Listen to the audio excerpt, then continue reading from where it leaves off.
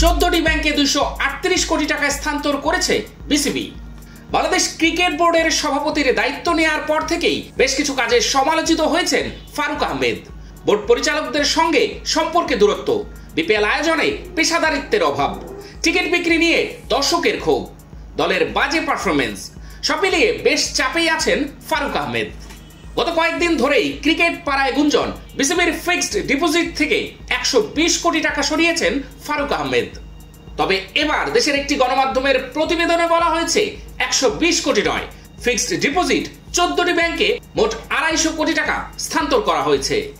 প্রতিবেদনে দাবি করা হয়েছে বিসিবির এফডিআর স্টেটমেন্ট অনুযায়ী এই স্থানান্তর প্রক্রিয়ায় লাভ হবে ক্রিকেট বোর্ডেরই। প্রথম ধাপে আইএফআইসি আর মিডল্যান্ডের মতো হলুদ তালিকাভুক্ত ব্যাংক থেকে 1200 কোটি টাকা সরিয়ে নেওয়া হয়েছে মধুমিতা ব্যাংকে।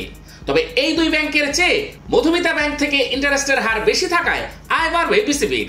দ্বিতীয় ধাপে নেওয়া হয়েছে আরো 10 কোটি, এবারও একই ইন্টারেস্টের হার। এরপর যথাক্রমে আরো বেশ কয়েক ধাপে কখনো হলুদ কিংবা কখনো ঝুঁকিপূর্ণ হিসেবে লাল তালিকাভুক্ত ব্যাংকগুলো থেকে নতুন 14 ব্যাংকে নেওয়া হয়েছে মোট 250 কোটি টাকা। এই স্থানান্তর প্রক্রিয়ায় কেবল যে ইন্টারেস্ট রেট বেড়েছে এমন নয়, নতুন ব্যাংকগুলো থেকে পাওয়া যাচ্ছে স্পন্সরশিপ।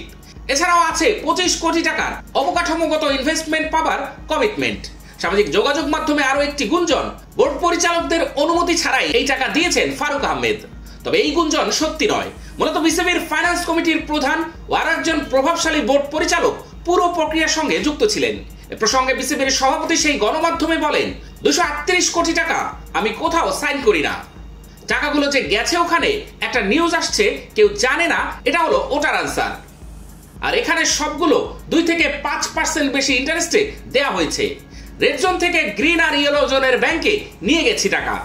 স্ট্যান্ডার্ড চার্টার্ড ব্যাংকে আছে 12 কোটি টাকা, মোট 250 কোটি টাকা। তাদের থেকে আমি স্পন্সর পেয়েছি 12 কোটি টাকার কাছাকাছি, আর প্রতিশ্রুতি পেয়েছি আর 25 কোটি টাকার ইনফ্রাস্ট্রাকচার বানিয়ে দেবে, যোগ করেন ফারুক আহমেদ।